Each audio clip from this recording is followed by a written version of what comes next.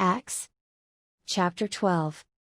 Now about that time Herod the king stretched forth his hands to vex certain of the church. And he killed James the brother of John with a sword. And because he saw it pleased the Jews, he proceeded further to take Peter also. Then were the days of unleavened bread.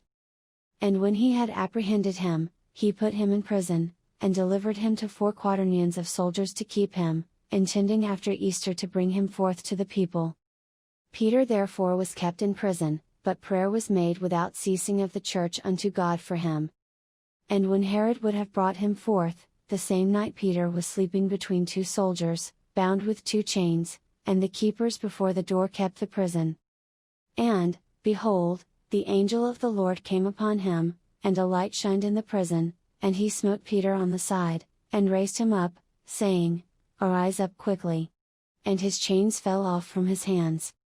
And the angel said unto him, Gird thyself, and bind on thy sandals. And so he did. And he saith unto him, Cast thy garment about thee, and follow me. And he went out, and followed him, and wist not that it was true which was done by the angel, but thought he saw a vision. When they were past the first and the second ward, they came unto the iron gate that leadeth unto the city, which opened to them of his own accord, and they went out, and passed on through one street, and forthwith the angel departed from him. And when Peter was come to himself, he said, Now I know of a surety, that the Lord hath sent his angel, and hath delivered me out of the hand of Herod, and from all the expectation of the people of the Jews. And when he had considered the thing, he came to the house of Mary the mother of John, whose surname was Mark, where many were gathered together praying. And as Peter knocked at the door of the gate, a damsel came to hearken, named Rhoda. And when she knew Peter's voice, she opened not the gate for gladness, but ran in, and told how Peter stood before the gate. And they said unto her, Thou art mad. But she constantly affirmed that it was even so.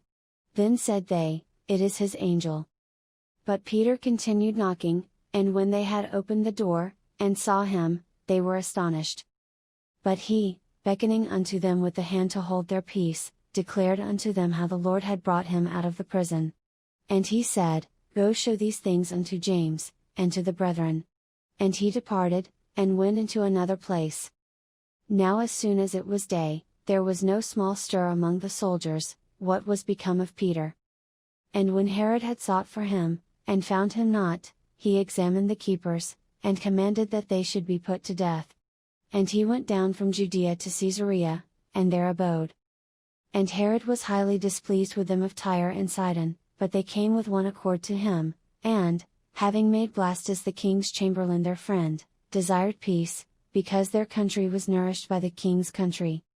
And upon a set day Herod, arrayed in royal apparel, sat upon his throne, and made an oration unto them.